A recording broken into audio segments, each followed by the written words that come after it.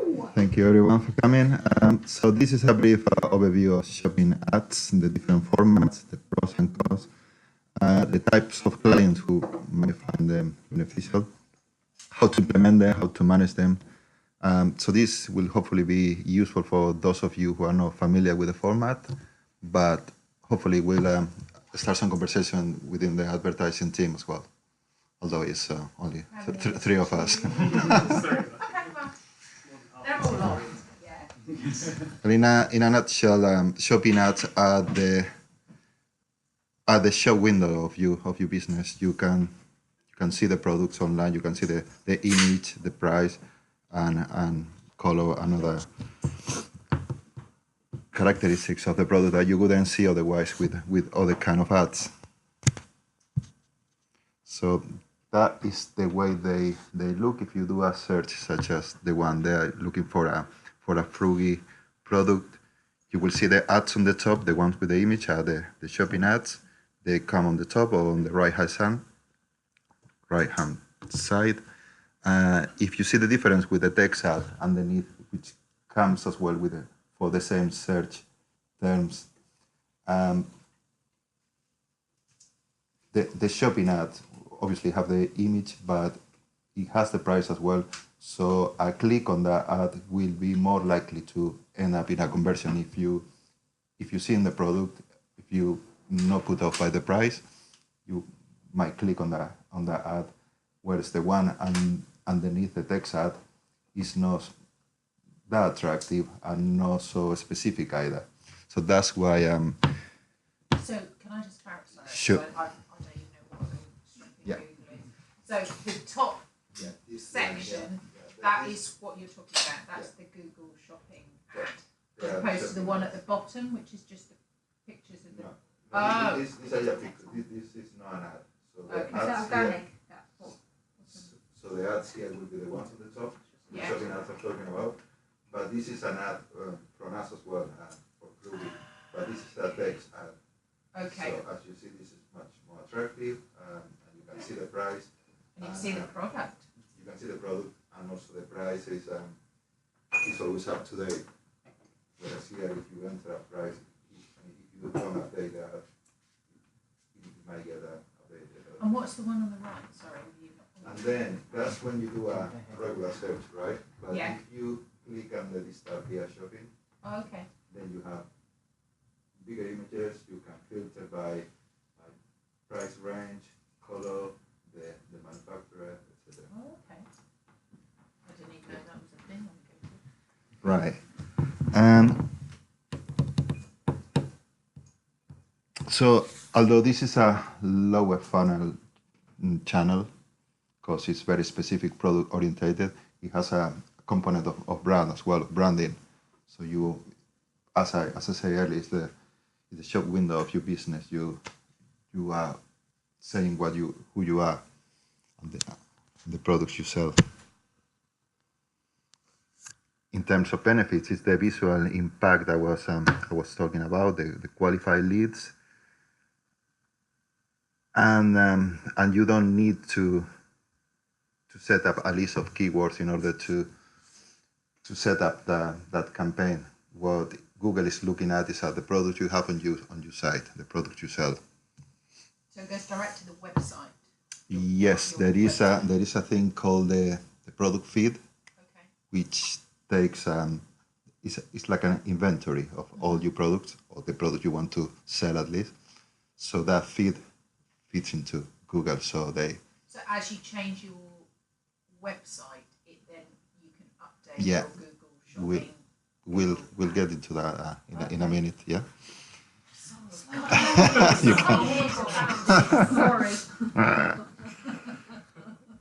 So you can be very granular in terms of optimization here,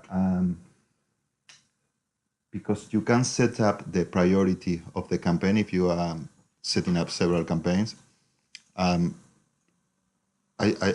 Something you can do is separate your best-selling products from the ones that are not that good.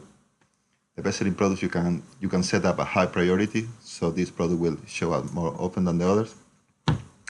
And you can target ROAS as well. So you don't need a very high ROAS for those best-selling products because you know they're going to sell well. You can add negative keywords. You can say which device, if it's mobile or desktop, you prefer.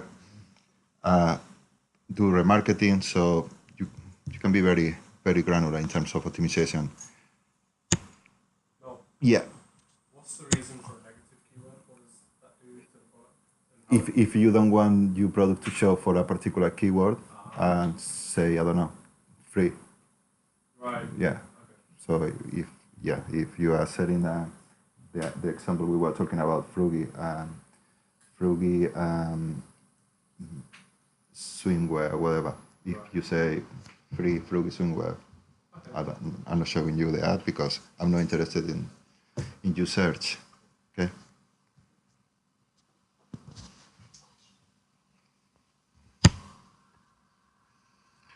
This is another type of shopping ads called showcase. As far as I'm aware, no one of us is using this format yet. No. Right. So Never heard of it. Not the- surprised. this is for broad generic searches. So instead of looking for a product in particular, you will be looking for windows, for mirrors, for backpacks, so a generic term. And that will show you a range of what you're offering as a brand. So this is good in terms of get new customers, people who might never heard of your brand before,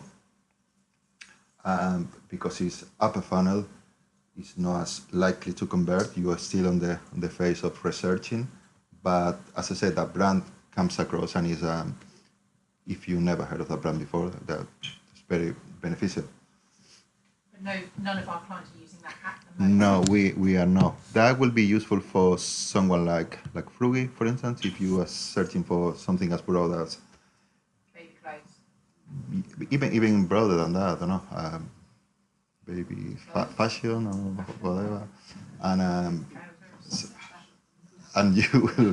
and you will come across the brand. So in order to set that up, you have to upload a couple of generic, not generic, but an image that represents a range of your products rather than one product in particular. And this is new. You can add videos as well now. If you're already running these ads, you have the possibility of adding a video. So the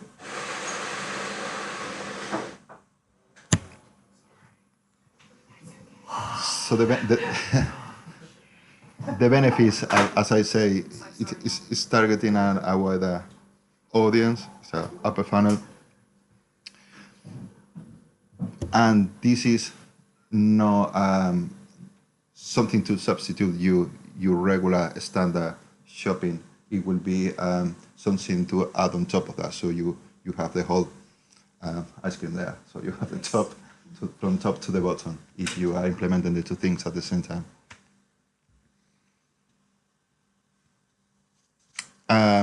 Even though you are targeting a wider audience, you are still in control because you will add the product you want only because you can segment the feed I was talking earlier about and only use the product you want to sell, basically, or the products that are more likely to convert. Also, these ads show less often than the other ones if you have the two campaigns at the same time. There are occasions where we need to spend more money. We had a situation before with Frugi, for instance. We had a budget to spend for shopping, for instance, and we were already hitting the ceiling of that because the audience wasn't any wider anymore. With something like this, you can spend that extra budget. It wouldn't convert as well as standard shopping, but still it will give you an extra revenue that you wouldn't have otherwise. So Google says that is likely to increase 20% conversions. There is another data I have here that not so much of conversion, till 11%. This is the third quarter of 2018. But what you can see that increases a lot is the number of impressions and engagement. So, as I said earlier, this is really good for branding. Smart shopping. This is we've seen standard shopping and showcase, which complement each other. This, on the other hand, will replace standard shopping. So this is another kind of shopping. So at the same time, you can have a smart shopping and showcase. So we are using this for a few of our clients at the moment. With what's new, what's different is from the standard shopping. Well, you can have several channels here, not only search, but you can also have display, YouTube, and Gmail. It's all managed under the same campaign. And another new thing here is the bidding strategy, which uses maximized conversion value. These are examples of where these ads come up. So instead of having the typical GDN banner, display banner, so you have banners here with your products. No, it's not a banner you are defining beforehand, but this banner is created automatically from the feed. Tie that in with remarketing as well. You So it's smart, it's kind of ambiguous. yes, this has an element of remarketing, of course, but you can you have to have some audiences, Yeah. but you're not adding the audiences there, or you don't have any input whatsoever. Yeah, it's entirely on. Exactly. So there are dynamics. As in, rather than Google ones, we would actually create.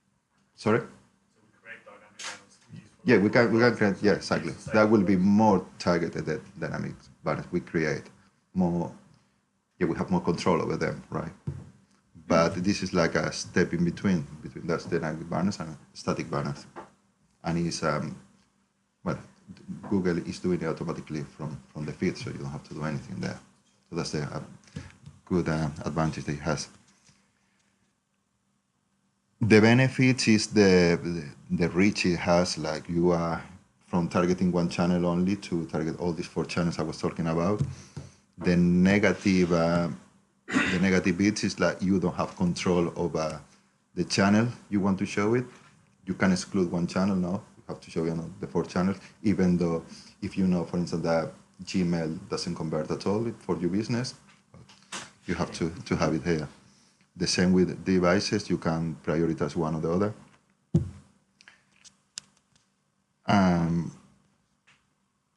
These are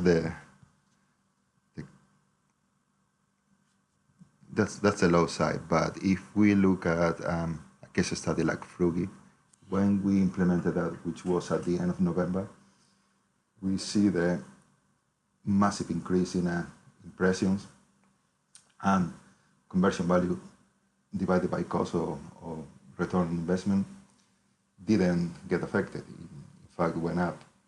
So you might argue that, okay, that was December, that's a retailer, is likely to come up in impressions and the ROAS. But if we look at at the same quarter last year, impressions only went up at the end of December and went to 200,000, whereas this year went to 1,200,000.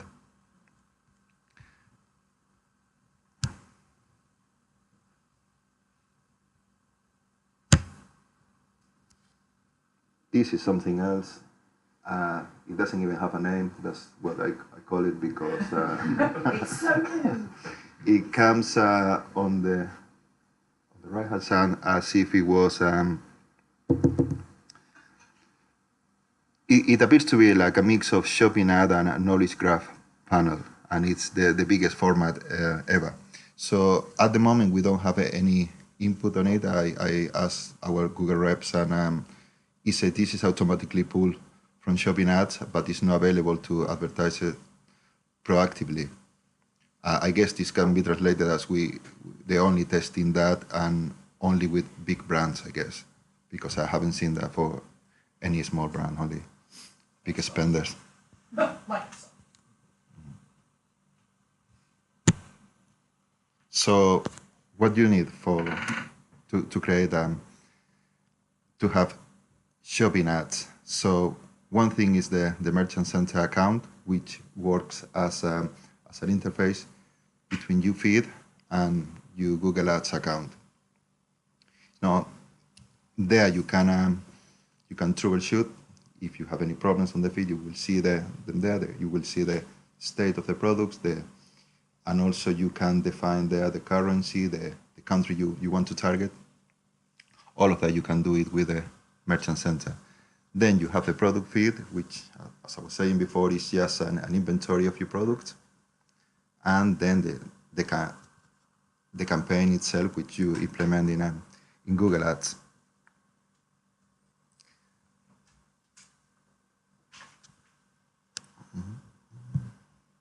The product feed, yes, it's an inventory of products, but where do you have? Where can you find these products? They are already on your website. So now there must be something to translate the vast amount of information you have on your website into the feed.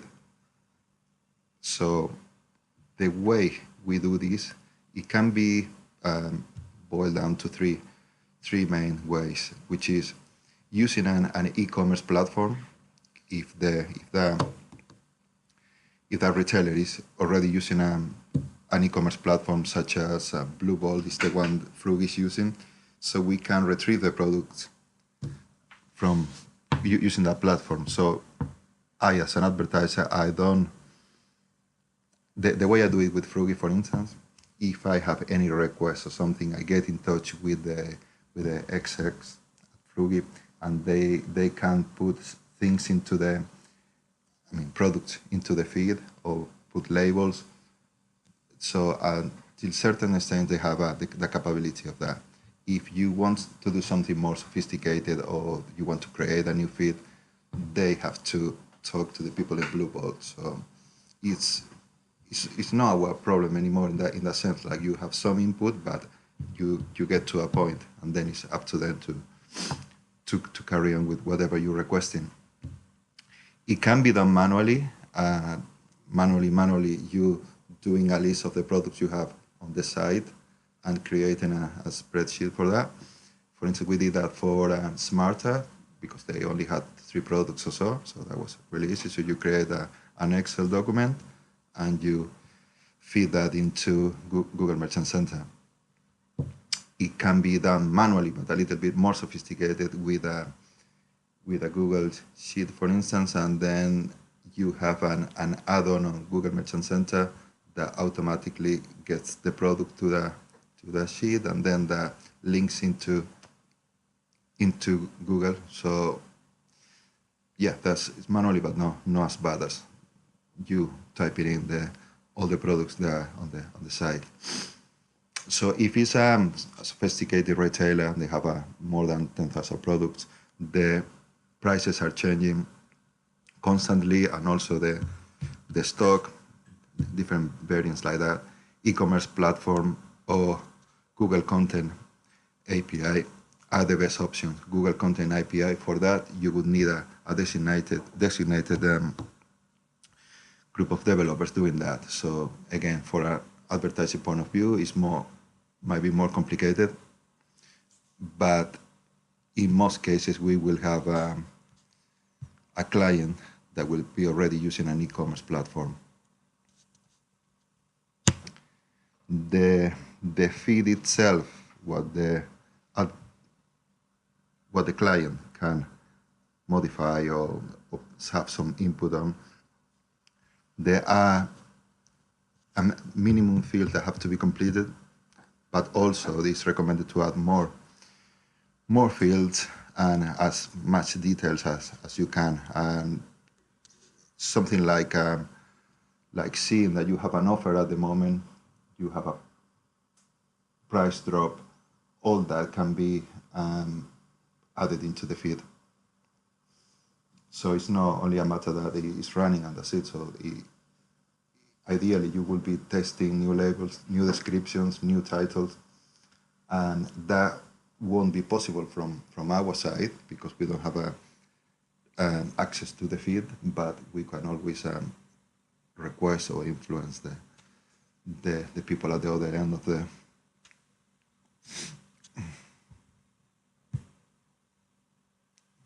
That's all. Sorry. Thank you. You're welcome.